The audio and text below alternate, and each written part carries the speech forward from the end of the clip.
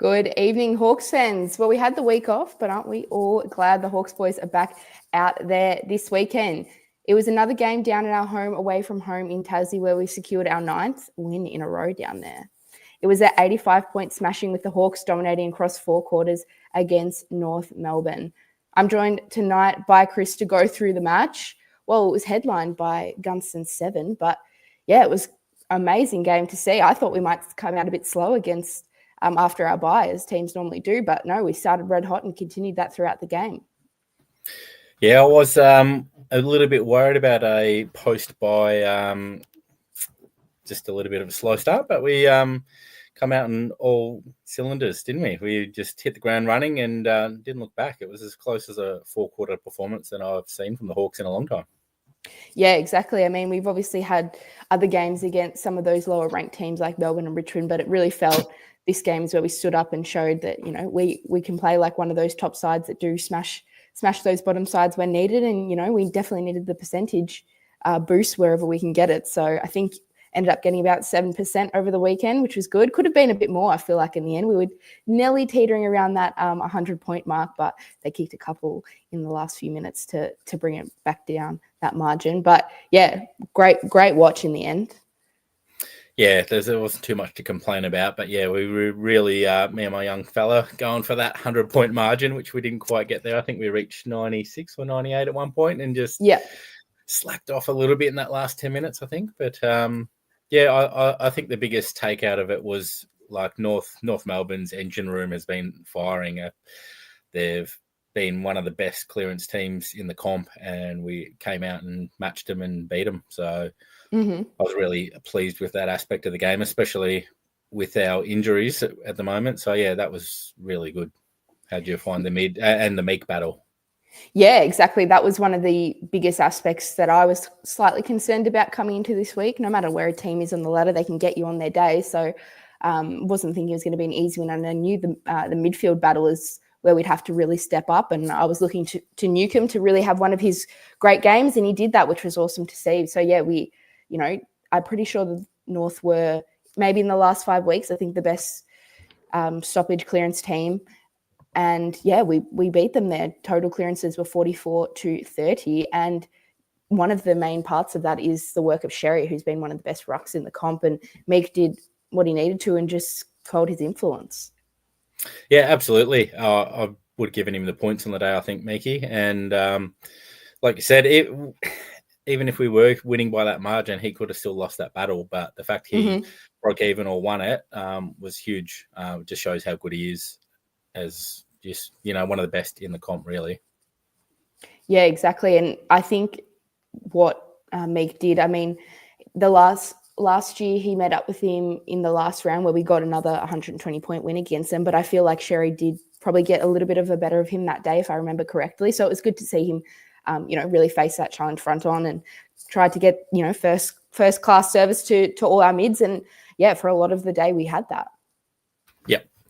And talking about other big men, Maxi Ramsden, he had a pretty good effort this game. What was he, 3rd game running, I think, now? Yeah, believe so. But it was just really good that, I mean, everyone had a piece of the pie, didn't they? Kicking a few goals. But, yeah, it was good to see him hit the scoreboard and take some really strong marks and have a decent influence on the game. I got a little bit upset at that the play on when he, like, what was he, 15 meters out or something? Like, that was a gimme all day of the week. Like, he should have kicked 4.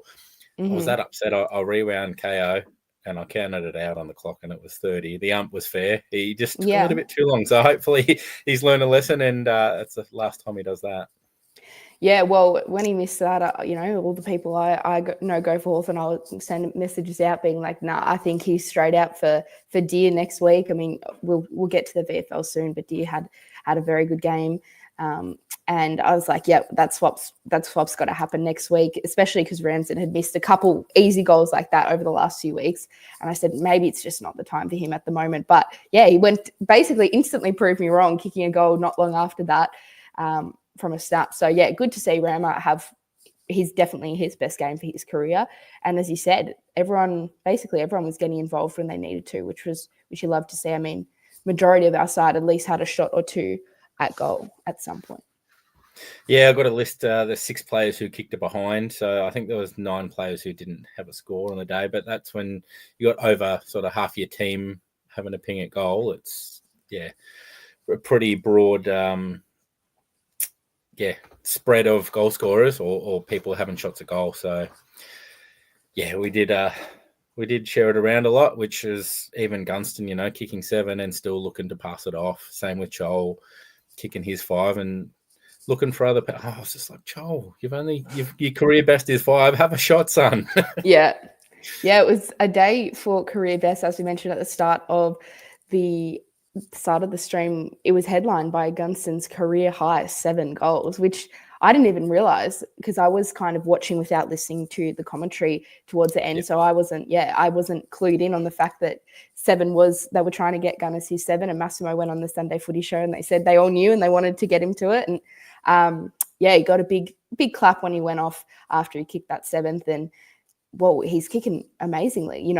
Doesn't look like he's got the old man hammies that can't make 40 meters. He's hitting them from well out. So it's good to see Gunston as nearly as fit as he has been in the last 5 years. And as Con said here, I think he does. I think he deserves 1 more year. And my young fella's like, he kicked that snap at the start of the game and he missed. Yeah. He would normally, that's bread and butter for him. So he could have had 8 quite easily. But phenomenal performance by Gunners, like you said, to be doing it at this age. And like you said, he's just knows what to do, where to go. And he just, phenomenal performance from Gunners. So hopefully he can, get around next year. Yep. Yeah, exactly. I mean, Bruce may be a bit up for discussion, him playing mostly at VFL so far this year, but Gunston looking fit enough to do 1 more. Bruce had a good game at Box Hill, so like I said, we'll get to that. But before we move off these key forwards, Charles chase down tackle. How good was that?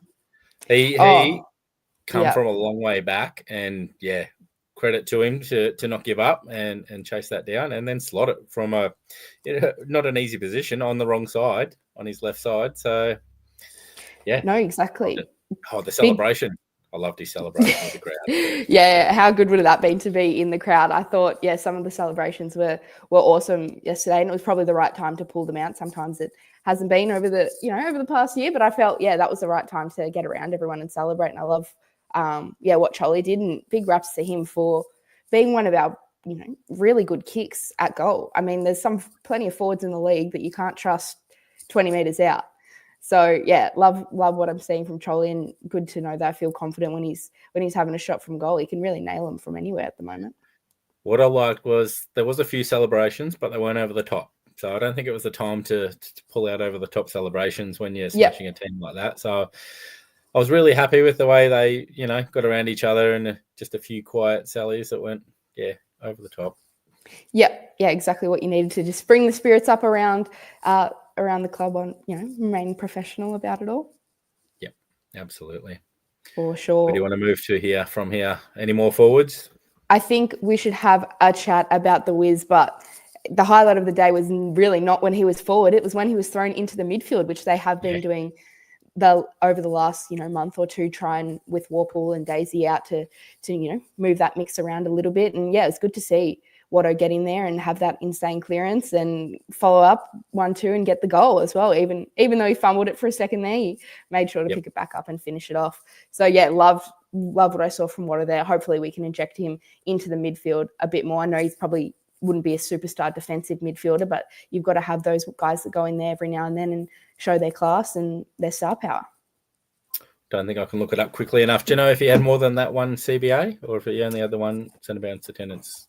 I can have a look while you can chat about what you enjoyed. I thought it was probably his best game for a while. He was really at the top of his game. I think he might have only had around that 12 possession mark, but just his possessions were so important.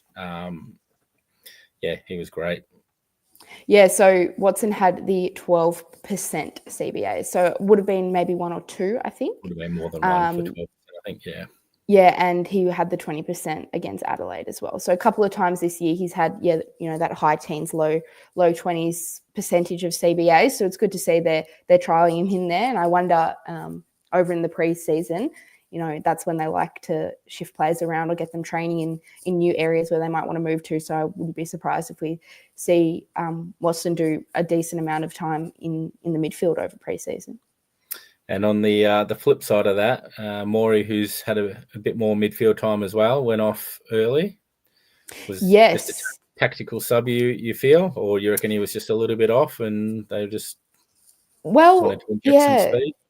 Interesting one. I thought Maury was having a good game. Obviously, he's had some games this year that he maybe wouldn't have loved to have where he just wasn't getting involved enough, but I thought he was doing what he needed to. Potentially, is he carrying something? I don't think... subbing your captain off, because he's the captain at the moment with Sicily out, subbing your captain off tactically is something you would do, especially when he's not playing disastrously. I feel like he has, I know nothing, but if my thinking is that he might be carrying something at the moment, and we just wanted to give him a little bit of a rest. And normally someone like Gunston, Mike, or potentially even Ramsden could have got subbed off to rest those guys, but I think they were having too good of games to let them get subbed off. Yep, true. Yeah, I don't know who I would have chosen, but it just sort of caught me off guard. And the first thing that come to mind was, is he got an injury or something, or was it just purely just to rest him? So I reckon it may not be the first time he's been subbed off in his career, but it just feels like he never gets subbed off. Was Maury subbed off a couple of weeks ago? I don't know if maybe someone can let me know in the comments. I don't know why I'm remembering that. Maybe it was someone else, but I think hopefully it's just a rest, and really, I obviously had the week off before, but maybe there is just a little niggle there somewhere that is bothering him, and I thought it might be time to give him a couple of quarters off when we've got a long year ahead of us still. But as you said, the forwards worked really well this week, and I know some comments are coming through about we've got Dia now. Mitch Lewis had played his first game at VFL level where he looked great, and obviously still on limited minutes, so we'll have another game or two there. But there's a few options to bring into that forward line now, and it's going to be really tricky for selectors to pick what the best lineup is. Yeah, absolutely going to be tough for the coaches to decide. But we, like you said, forwards worked well, 18 marks inside 50. So that's not bad out of, I think it was 63 inside 50s, 63 inside 50s and 18 marks. So that's pretty good performance by the forwards and the delivery to those forwards, mind you. So. Yeah, for sure. So we had one change this week with Huswaite going out and Mackenzie coming in. Warple and Sicily both didn't get up for the game, unfortunately, but hopefully sounds like they should be ready to go next week if they were tests for this week. So, what did you think of that change, and how did you see Mackenzie's game? Yeah, I thought it was good. It was good to have him back. He'd probably, I didn't look at his stats, but probably not as good as he was at the start of the season or late last year. But I guess who knows how much he's still carrying with that hand injury. But he was pretty good. Yeah, obviously not wearing the glove anymore, which he was wearing for a while at VFL. But he had the 20 disposals and a couple of tackles. I think 5 tackles for him. That was the main part of my game. Of his game that I really liked. And I think he might just need a couple games to get back into the swing of things. I know, that hand, I'm pretty sure, was bothering him for a while, and that's why he was sent back to Box Hill. So just to get back into the swing of things. So, first game back, and I thought he looked pretty good. And it'll be interesting when Warple comes back about who goes out for him. Could it be Mackenzie back out again, or is it someone like Butler, who I thought did his role, but maybe not enough to stay on the side? Yeah, they're not afraid to move people around. So they might move out of the midfield, but they might move to another position on the ground. But like you said, that stacked forward line with those Box Hill performances, I'm not sure what else is going on down back. Blanky had a good game at Box Hill too. He's just chipping away there quietly. But the one I did like, which was mentioned here out of our backs, Hardwick. Mm-hmm. I thought there was a few moments where he just stood up, did some special things down back, sort of prevented North from getting on the scoreboard. So I thought he had a cracking game down back, and we love him down there, don't we? Yep. Yes, exactly. Every time I see him have a good game down there, it gets me just a little bit frustrated. It's like, what were we doing for like those 5 weeks where he was having no impact up forward and we weren't playing him back when this is what he can do. So yeah, I mean, at least now that they've realized that's where he should be playing, thank God. But yeah, he just, as soon as he goes back there, he's reliable. He does his job. He's very good defensively and great kick. Can also, great spoiler as well. Smashes those balls out of the opposition small's hands. Shane's got a good comment here about Frenchie, 10 contested possessions. So we might have overlooked that one slightly. It's a pretty impressive performance if you're getting 10 contesteds.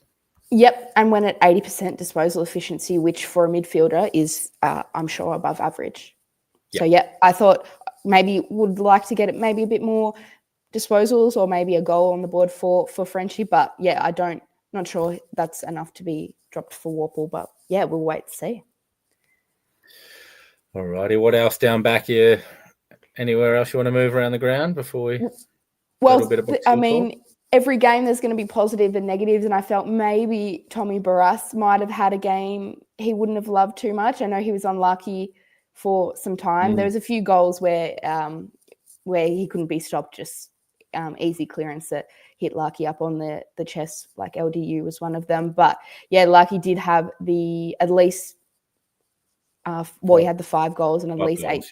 Yep, at least 8 shots on goal, kicking 5-3. He might have had another one that missed completely, I think. But yeah, he was the only one that looked dangerous enough. And yeah, maybe TB's the only one that might be not exactly loving his game from the weekend. But we had an article going out this week, or maybe it's already out, talking about one of our underappreciated players for the year, and I said Barras. So I mean, maybe that performance wasn't one to show for that, but I thought, yeah, I think overall this year he's done well. But yeah, just maybe that's the one thing out of the back line where it looked a little bit concerning. But yeah, always something to improve on each week. Well, out of the negative stats that I found, it was tackles inside 50. We had 8 to North's 13, so I thought we could have, even though we were probably, I guess, pretty efficient, would have been nice to sort of win that. And the 1%ers, we only had the 31 1%ers versus 45 to North. So, but apart from that, we sort of dominated the rest of the stats, so can't complain. Yeah, I think a few comments here, one or two earlier as well, about Amon, who was in my votes for best on this week. I thought he had a great game. When he goes unchecked and teams don't put effort into him, it really shows, because he stands up and, is one of the nearly leading disposal getters on the ground, I believe. And yeah, he's just so clean with the ball. Except that one time where he got smothered trying to kick inside 50. Because when I got that ball, I was like, oh, here we go. Amon, our best kick inside 50. This will be easy, and bang, he gets smothered. But besides that, I think Amon had a great game, and I think it was the 33 disposals there at 85% disposal efficiency. So we love the ball in his hands, and yeah, glad to see that he just keeps doing what he's doing, and I'm sure he'll be top 3 probably in the Peter Crimmins medal come the end of the year.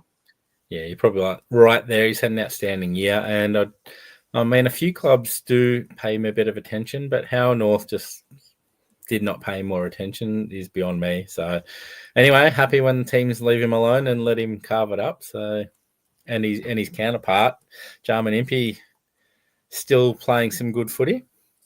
Yes, yeah, Impey. I think he had a matchup on Curtis for a majority of the game, I believe. And yeah, Curtis been extremely good all year. I mean, he was leading the Coleman before his suspension. He just kicked the 1 goal, but I felt his influence was near negligible, really. So, and I've always praised Impey for his rebounding ability, but I think what I've underrated is his ability to defend one-on-one and get in the right position.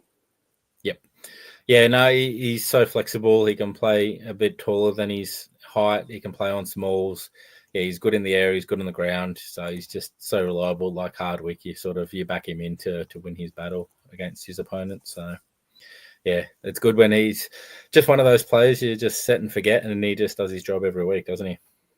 Yeah, absolutely. I mean, we'll continue in the back line. Yeah, maybe Weddle was the one who had a bit of a quiet night down there. How many possessions for Weds? Only the 12. So we normally like to get the ball in his hands a bit more. Only saw him go on maybe one of his typical runs. But yeah, he did get moved forward in the last quarter, I believe, or when Seamus Mitchell came on. So that was interesting to see them continue to move him around wherever they want. But yeah, I don't think it's anything to worry about. Maybe to worry about for the coaches because we want to get the ball into his hands a bit more, but didn't do anything wrong in particular. Just, maybe didn't get enough. Here we go. What do you think about this comment? Harry Morrison was quiet and has been for a couple of weeks. Not so sure about that, but what's your take on Harry's game and these last few weeks? Yeah, I mean, I think Harry's been very consistent this year. In my opinion, he hasn't really looked like he would be getting dropped.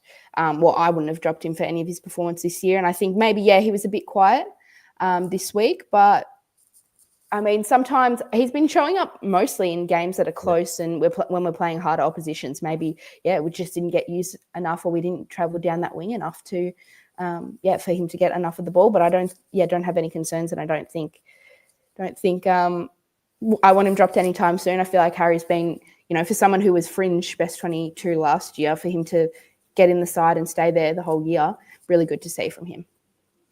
Yeah, I think, like you said, he's not a player who sort of tears the game apart and stands out. I think a lot of his work goes unnoticed and just his defensive efforts. He covers a lot of ground. So, yeah, if you might be right, he might have had a couple of quiet ones, but I think he's still very important to our structure and holding down that wing with Mass.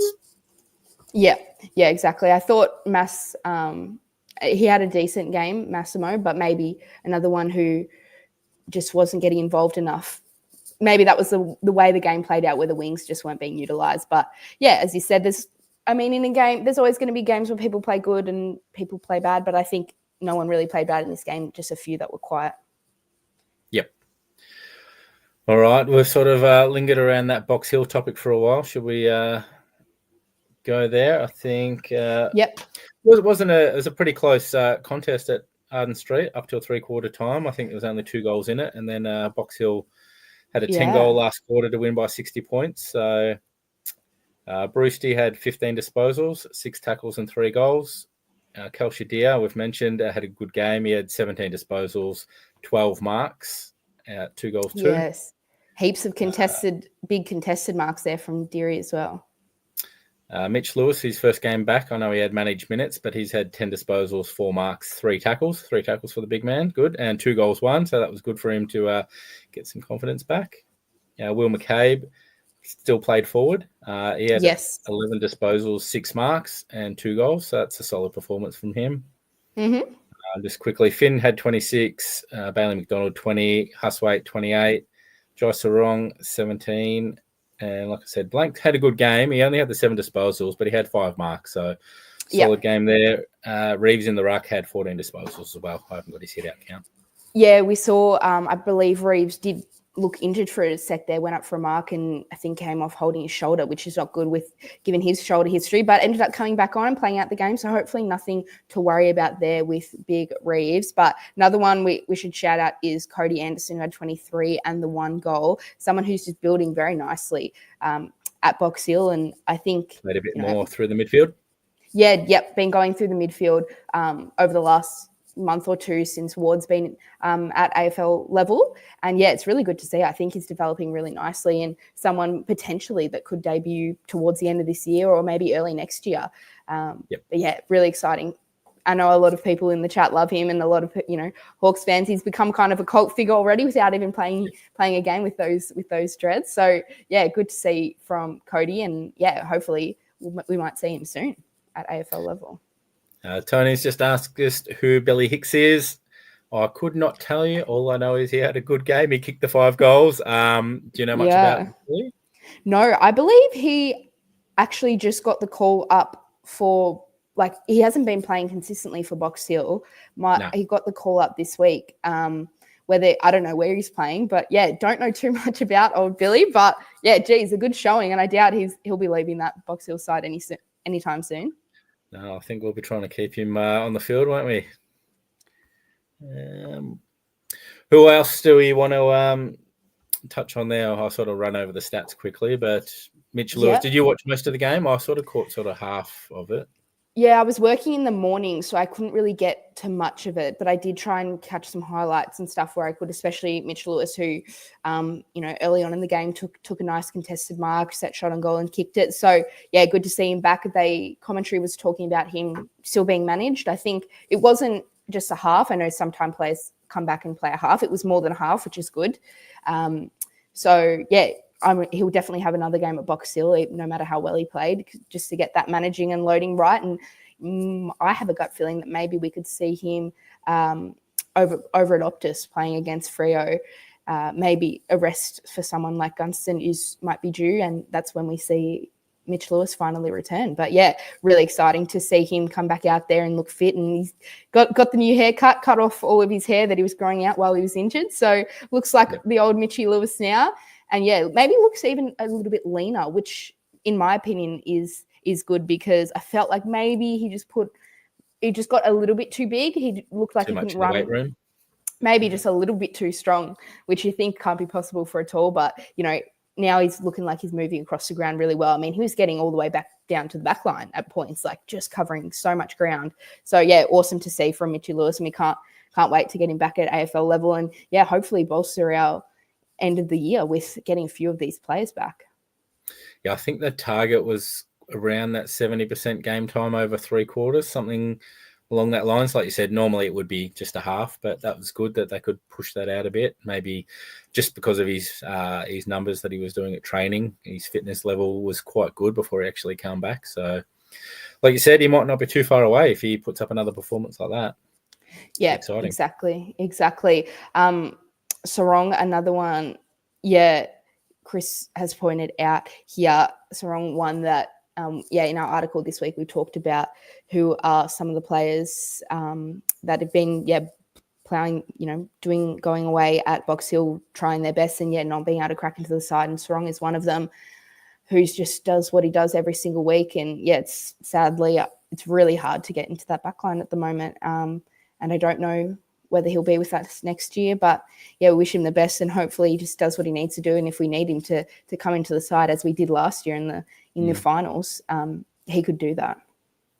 Yeah, absolutely. He's very stiff, just at the wrong place at the wrong time, kind of a deal. But I think it might be something where he might explore his options, because I think he is good enough to be on an AFL list playing regularly, rather than just being a very good backup, smashing it at in the twos. But like you said, it's only one injury away, or he just has a few really, really good games where they can't not select him. So it sucks for him.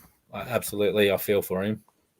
Yeah, absolutely. But I mean, Box Hill are going very well. They are now, I believe, let me double check. Yep, 1 game clear and percentage basically on top of the ladder, which is awesome to see. Played, the same number of games as all of those guys. So I mean, amazing to see the second side doing so well. It means that depth is there. And Massimo on the Sunday Footy Show, as I mentioned earlier, talk about how important that depth will be for the rest of this year. And really, that was one of the things we came into the year being really excited about. And we've had to show it a decent amount this year.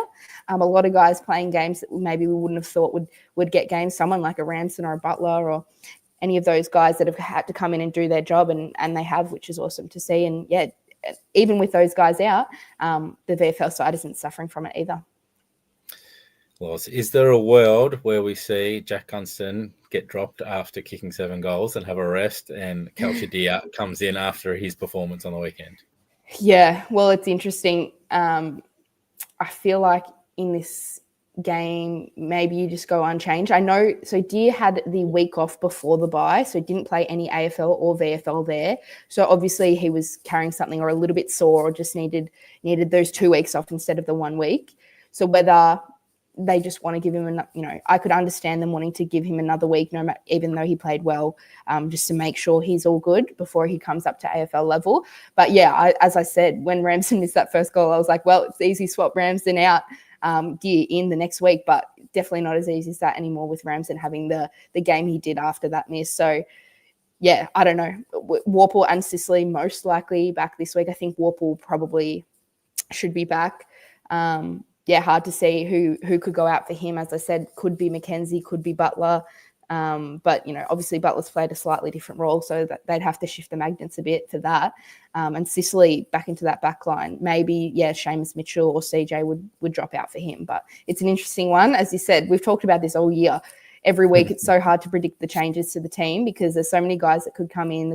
There's a few guys on the fringes, but they're all playing well enough to stay in. But someone's got to go for these guys that are just cemented best 22. Yes, and quite often what I think in my head, it hasn't been what's happened at the selection table. So it will be interesting. I think, Warple must have been fairly close, I would have thought. It's a pretty bad corky to miss that much footy. Yeah. But I think he's, just straight back in, isn't he? Yeah. Whether it's, like you said, someone on that fringe, whether it's a CJ or a Butler, C-Mac, as in Cam McKenzie. Don't know. Don't know who else has probably doesn't deserve. I mean, nobody probably deserves to be dropped off that performance. Like you said, a lot of the times, you have a win like that and the team goes unchanged. But I think it's too hard not to put Warple back in. And then you got Sicily, who's sounding like he's recovered well and hitting some of his targets in his recovery. So what do you think about Sicily coming back? Yep. Well, who was it was either a Sam Mitchell interview or a Sicily interview, I think, during the week. I can't remember where it was on, but pretty sure they said when he comes back in, he'll be back in and playing in the back line. So anyone that thinks he's going to play forward, I don't think that's going to happen.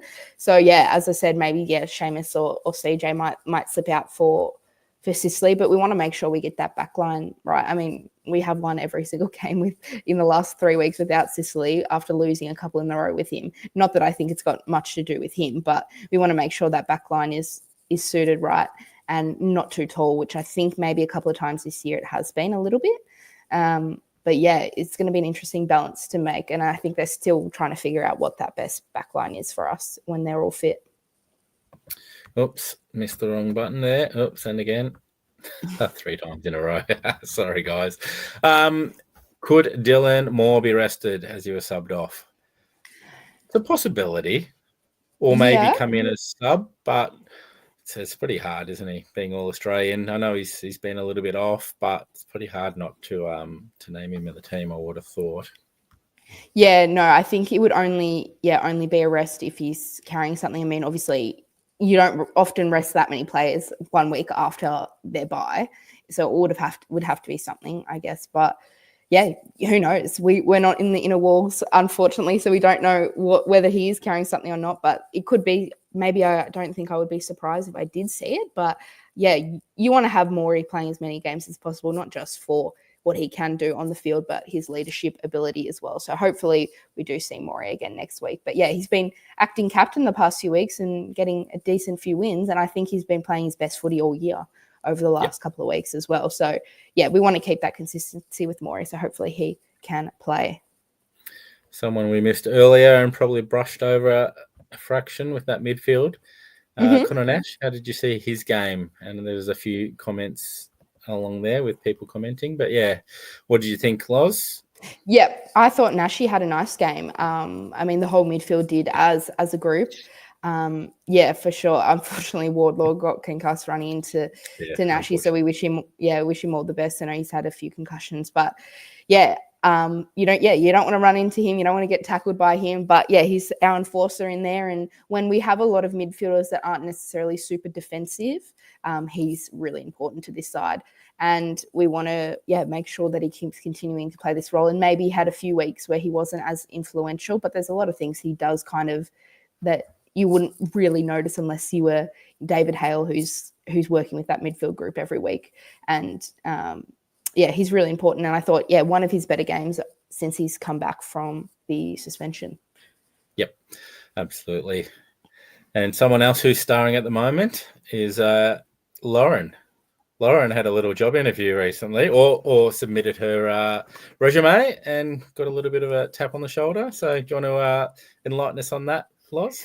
Oh yeah, sure. I mean, very exciting things all coming out from helping out with the podcast here. But yeah, no, we'll be helping out with the Casey Demons, digital content stuff, which is really exciting. And yeah, I mean, still have all the love in my heart for Box Hill, as you would expect. But yeah, maybe there's another little team in there that might be making its way up the ladder. So yeah, follow Loz and her work over at Casey. But yes, that does not stop you from being involved at Talking Hawks, does it? Oh no, of course I'll be on here hopefully as much as I normally am. But yeah, just part-time for the rest of the season. But yes, thank you everyone. But yeah, no, really, really keen. And it's obviously all the experience here I've got at Talking Hawks that has helped me get that. And yeah, we'll be hopefully, I haven't actually double checked our fixture for the rest of the year, but it would be interesting if, there was also helping out with the VFLW team as well. So it would be interesting if we had any of the Box Hill guys or girls playing up against them. That'd be awesome. Beautiful. Congratulations and thanks for your efforts at Talking Hawks. We love you.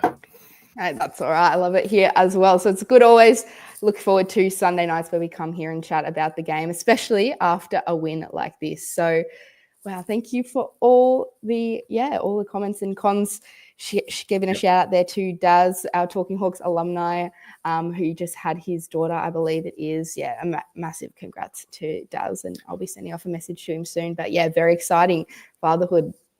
It's always a dream. Yes, maybe a father-son there, father-daughter, sorry, Amelia. Yes. I'm sure she'll be decked out in Hawks colours straight away. I hope so. I know, I think Daz's partner is potentially a North fan, I think. So hopefully this win over the weekend has cemented her going for Hawthorn for the rest of her life. You've got Absolutely. A big future. Get rid of the Lungy hoodie. No, mate. It's the kids' team. I can't. I was a runner, water boy today. I'm a bit sore. Oh, yep. Speaking of hoodies, just quickly, I wanted to give a shout out to my brother and his partner who got me this HCF. I'll see if I can stand up and show you. Old school HCF. HFC, sorry. Jump up, which is awesome. And I'll try and. Very useful in these winter times to get out there, especially when I was down in Tassie and it was 2 degrees but felt like negative 50. Yes, it is very cold for anybody who's been down there, but that was good. Two Tassie games in a row. I don't think we've ever done that before, have we? Back to back?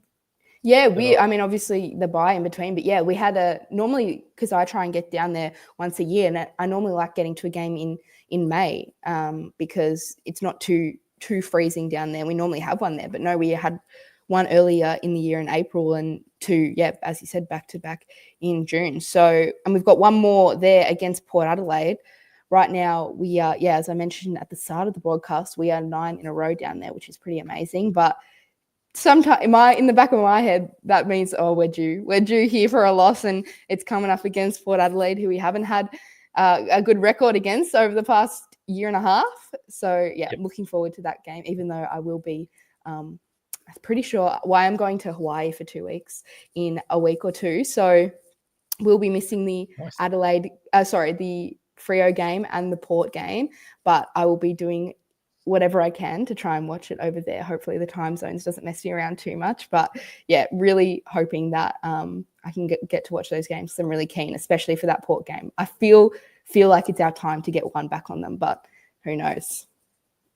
So just looking at the ladder, Port sitting in 10th. They are, 2 games behind the Giants, who are on 36 points, along with Gold Coast and Bulldogs. And then it's a bottleneck with another 4 teams on 40 points. So sort of 2 games between 6-7 teams. It's going to be a tight race to the finish line, isn't it?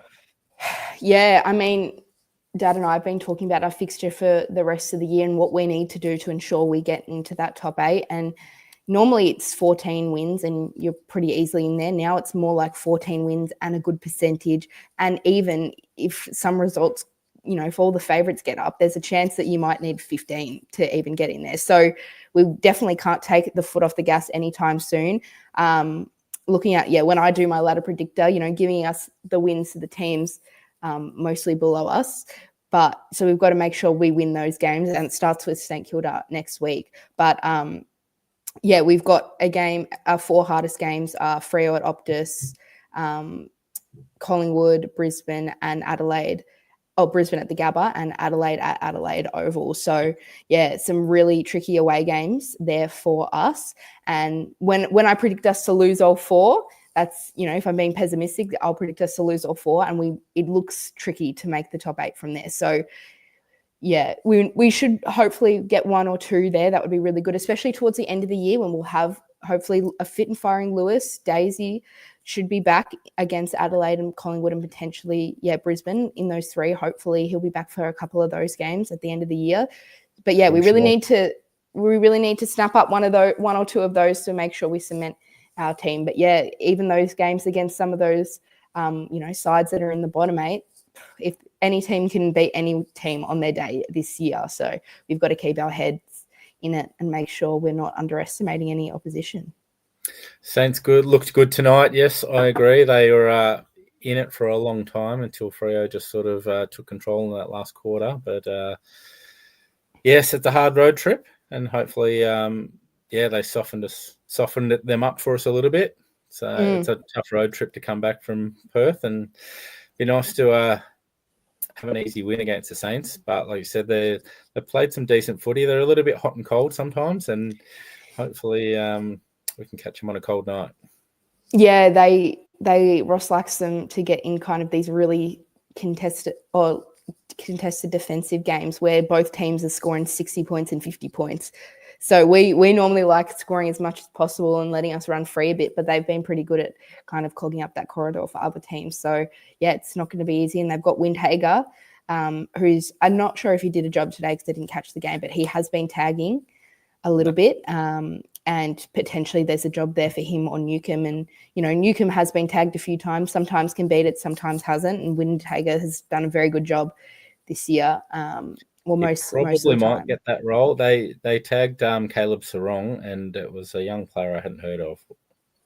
So, but if they are going to target someone, I think it'd be Newcomb, and I think it would be Windhager who would go to him if they do choose that.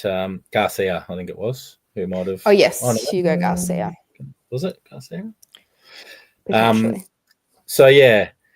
Will be interesting to see if they opt for that tagging option or not. Mm-hmm. But we're just going to have to overcome it either way. At least we should have Warple back in there. So with Nash, so we're sort of getting back to a solid midfield, or our original core group. But Ward's been playing great footy. He's getting in and under, and on the outside, he's being a bit of an all-rounder in that midfield now. So that's looking like a pretty strong midfield. I think the dangerous Wanganeen Miller. I'm not sure who can keep up with him from our midfield. Not quite as well, he runs off the half-back line and gets involved all the time wherever he can, and he's one of the greatest kicks, a very good kick at the moment in the league, especially in that St Kilda side. He's, in my opinion, easily their most damaging player that can get you off the rebound. So someone's going to have to try and run with him. And it's a good question you put about Weddle. Who could Weddle. Well, that'd be a good matchup. Weddle would have to play forward for him to do that. So I'm trying to think of someone. I mean, maybe if Sisley's back, that could be an option if Weddle goes forward. But I'm thinking maybe someone like C-Mac could run with him and play a bit more defensive, or they could. I mean, not that we like it, not that we want to do this, but could I see them sending Hardwick down there to play a defensive job on him? I mean, maybe. I don't know, but hopefully not that. But we will need. I'm sure they will have a plan for him to try and stop his ability, because he's one of the players in the comp at the moment. Yep. What have we got? Sore ankle. Sorry, just trying to read up through the comments. No. Ankle sore. Must watch after the show. Was it somebody else? Is this the Saints player? I actually have no idea what that is. Maybe someone can let us know in the comments. But Kerry's given a good point here for us. The first game battle against the Saints, against his old side. So, yeah, I wonder how that'll go. Some players perform their best against their old sides, and some players can kind of, get a little nervous or, a bit overawed and not rise to the occasion. But yeah, it'll be interesting to see how Joshy goes against his old team, and maybe if he can give us any insights into the Saints. Yeah, some insights that will help Sammy and the coaching team there maybe try and stop them. Yeah, it's an interesting fixture because the AFL normally puts a lot of those at the start of the season, some of those players who have changed clubs and those big clashes. So good luck to him. I'm sure he will perform at his best. I don't think he's one of those players who'll have a bad game against his old team. I think he'll dominate. Yep, absolutely. We've got a few coming in about potential changes. We've talked about this during the live stream. So once we wrap it up here, feel free to go back and have a listen to our thoughts. I think with Scrim particularly, he was definitely missing this week through, I believe it was, maybe a slight hamstring strain he got at Box Hill the week before. I think it was in the second quarter he came off, and luckily it doesn't sound too bad, but I don't think, especially because he was playing at Box Hill, I don't think he would come straight into the AFL side. I think he would have probably another week to get his body right at Box Hill, and it sucks that maybe Scrim's just not, last year he had obviously his best year and did amazing, and the year before he really struggled a little bit, especially with some injuries and what his main role was in that side. So yeah, it's sad to see that maybe he's just having another one of those years where his body's just not 100% up to it, and obviously had the concussion and missed through a long suspension. So yeah, a few things not going Scrim's way at the moment, but trust and believe that he'll show up towards the end of the year, or, if his body isn't holding up properly, that he'll, get in that good preseason and come out firing next year. But yeah, unfortunately for Scrim, I don't think he'll be straight back into the AFL side this week. I think we'll probably see him at Box Hill for a little bit before he comes back in. Well, it's not a bad thing that we've got that much depth, and we're not desperate to get him back in straight away, that we can give him the time he needs to recover and get back to his best. So I'm sure he's in our best 22 when he's at his best. So let's just, get him right and get him back in the team. Yeah, exactly. And as you said, we do have the privilege of having people in his team for... Nick, I don't even want to put that one up on the screen. Yeah. Yes. No. Yeah. Well, we love Scrim, and he's a good bloke, and hopefully we see him back next year, as you said. I mean, Max Lynch had that year where just every single week something weird would happen to him, where he'd get injured or something would happen. I remember he got a bee sting and was out for a couple of weeks and things like that. So yeah, some players can just have those years, but yeah, I'm sure we are all here behind Scrim. But yeah, I think as you said, we saw a few comments come through as we look to wrap it up now as predictions for next week. So Tom, always here with the specific. He's always the first. Always the first with very specific predictions. That would be a massive 95-point win there, which I'd love to see. Gunston 8 again. Well, he'd nearly win the bloody Coleman if he kicks another bag like that. But yeah, would love to see another good game from Gunners, who just quietly, Toby Ping kept Charlie Curnow goalless the week before, and actually had done some good jobs on some of the good key forwards in the league. So for him to kick 7 on him, massive effort, and just shows sometimes footy IQ can mean a lot more than how fit and strong you are. Yeah, absolutely, and hopefully we can see that again against the Saints if we can keep that cohesion with that forward mix rolling. It would be really good. And the same, like you said, that back line held up quite well. So we just need to just try and put our best team together week by week, and hopefully they can do the job again. Mm-hmm. I said the Saints have been hot and cold, so it's hard to predict. But I was thinking the same thing against North. North have played some good games where they nearly beat Brisbane, and then I think they pushed another decent team as well recently. So and then obviously beat Carlton pretty easily. Yeah, so they've been in some hot form. Drew with Brisbane, Nelly beat Freo, and then beat Carlton. So they did cover if you're a betting man, they'd cover the line nearly every week in those games. And now that obviously just weren't up to it this weekend, which is good to see. Or Sammy just loves getting wins over Clarko and knows exactly how to coach against him, which I think is part of it.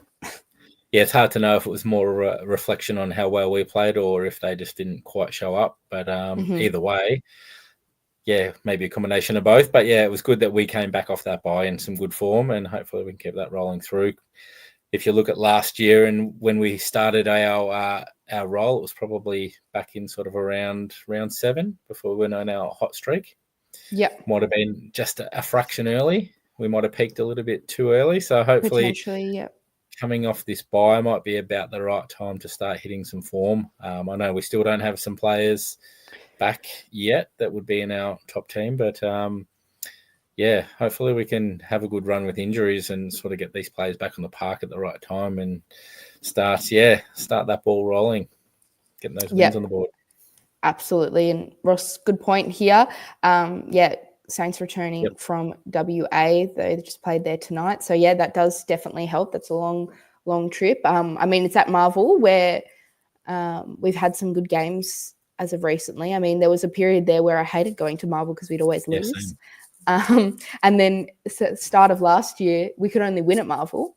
And then when we got onto our run, we ended up, winning wherever we needed to.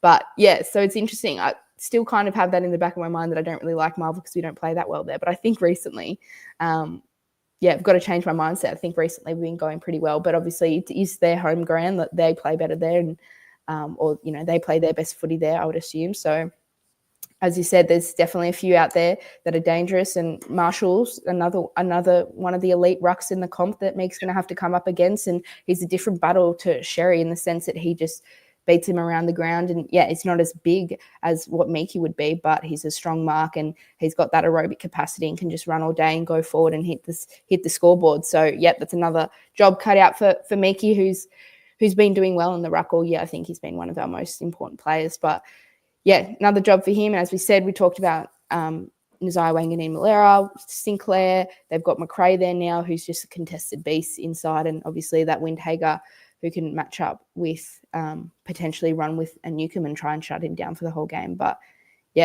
really, really going to be an interesting game. Honestly, it feels like we haven't played the Saints in forever because we've played a few teams twice this year already and we can't. We haven't even played the Saints yet. So it's good to see how we'll match up against them. Ross is a good coach.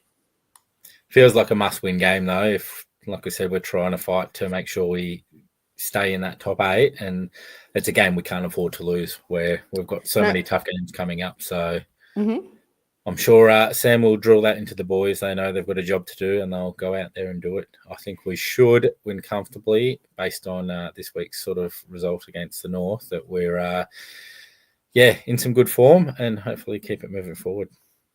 Yes, I think so. I saw a lot of our really nice slick ball movement come back over the weekend that, as you said, we saw for 4 quarters, which we haven't seen, all 4 quarters for many games this year. So whether that's obviously part to North Melbourne probably being a bit lackadaisical in their defending, but this is a good point. Max Hall, absolute star for Box Hill, got picked up in the mid-season draft, I believe. So he's playing for the Saints. He was one of the nearly best on ground, I think, today, looking at some of the stats for the Saints. It sucks. You hate to see one of the Box Hill boys go play well for another team, but obviously if he had have got picked up for us, we've got quite a few half forwards. But good. It'll be good to see Maxi Hall out there, and he'll know some stuff about us as battle. We'll know stuff about the Saints. But I think as you said, we can't be losing this game. We can't be dropping games. I know Mitchell was big about emphasising towards the end of last year when we needed to basically win every game to make finals, talking about if you drop the game, the season's over, and how the players embraced that and they liked that pressure and they liked going out and playing every week for their season. Now, obviously, it's a little bit different. If we dropped a game, we could win the rest of the games for the year. We have enough space to do that, but obviously with the opponents and matchups we have, it'll be pretty tricky if we do lose this game. So hopefully, as you said, it should be a win. I'm not too worried about any percentage or anything. We just need to get the 4 points on the board, because I think, unfortunately, from the Collingwood and Brisbane losses, our percentage has got a bit of a tanking, and right now it's about 10% behind the team. I think Gold Coast is the one we'd be battling with. I think we're around similar to Gold Coast. So it may come into play, but oh, yeah, that's interesting. Probably just more important that we get the 4 points and just stay a game in front of anybody else that threatened us with percentage. Yeah, exactly. So I might throw to you, Chris, before we head off. Do you want to give us a margin? Maybe who do you think your best on ground will be? Yes, I'll keep scrolling up here because we've had quite a few through the comments. I'm not sure how high we have to go. 35 points. Here's another one. My thoughts. Yeah, I think that's probably at least a pass mark around that 30 points. I'd like to see us sort of make a bit of an emphasis and get closer to that 40 plus. That would sort of set a statement to the rest of the competition. But like you said, Etihad, I think we've played some really good footy there in recent times, whereas we used to not play so well at that ground. So credit to Sam and I guess his strategies. But yeah, I'm going to go 45. Be quite optimistic there. I'm going to say, I think Nick Watson to keep up his form and kick 3 goals. Nice. So yeah, best on ground, did you say? It's hard to go past John Newcomb. He's just a bull. I think his consistency in that midfield. I'll just take a few easy options this week. Yeah, nice. Unless you got something left of field for us. No, I think. I just had it. Who was I thinking of? Oh yeah, I think Weddle will maybe rock up after maybe a downish game for him and have a game where he can really dominate off half back and maybe go forward a little bit and slot a goal here or there. I know they sent him, as I said, they sent him forward towards the end of last week. So I wonder if they'll do that again if they have another Seamus Mitchell or CJ type of defender sub. That'd be Carl Amont. Yes, I would assume so, Craig. But yeah, I think Meek's also a good shout. He was another one who I think could go well if he plays his game right against Marshall. But yeah, I'm going to say we'll win by 25 points and Weddle will be best on ground. Weddle, I love it. Goal scorers? Well, I would love Gunston to kick another bag, but I'm thinking maybe it'll be some more small forwards. They've got very good. Well, they've got Wilkie, who's one of the very good key backs in the league, who I think might try and shut Gunston and or Chol down. So I'm thinking maybe a small. I think we might get a Connor McDonald bagger 3 or 4, hopefully this weekend. I like it. Awesome. Well, I think that's about it. We had heaps of comments coming through tonight, which was awesome to see. Good to see everyone come in. As I said, we might have missed your comment or not got to your comment, maybe because we talked about it already, because we've already been going for an hour, which is awesome. Time flies. But yeah, hop back onto the start of the live stream if you've missed, and we'll hopefully answer any of the questions or comments you wanted to hear us talk about. But as usual, check out our all our social media, Talking Hawks, on everything, X, Instagram, Facebook, all those good things. And yeah, thank you all for jumping on tonight. As we said, we've got the game next week against St Kilda, which hopefully a few of us can get down to. I know it's not a home game, but it is in Melbourne. So, yeah, hopefully we'll see a few Hawthorn fans out there. And, yeah, we'll hopefully can get the win and can keep this season rolling on. And as you said, this might be the kickstart of our, strong run towards the end of the season. And, yeah, we'll hopefully get some players back and continue on for the rest of the year. But anything else you need to say, Chris? No, not really. It was just a nice, solid performance. Always makes you happy when the Hawks have a big win. So enjoy your week. You got Timmy and Liam will have 6 points. I'm not sure when they're recording, so that'll probably drop tomorrow morning. I'm going to have a guess. If not, look out for it. They always do a good job. So, yeah. Yeah. Our biggest, I'm just double checking that is, our biggest win for the season, which is good. We haven't had one of those big, 10 plus goal wins really. So it's good to get that off. And as you said, make a bit of that percentage back. But yeah, awesome. As usual, thanks for hopping on tonight, guys. Like and subscribe on our YouTube channel here as well to make sure you get notifications when we're going live. Normally it'll be on a Sunday night like we are here now. So once again, thanks for joining us tonight, and go the Hawks.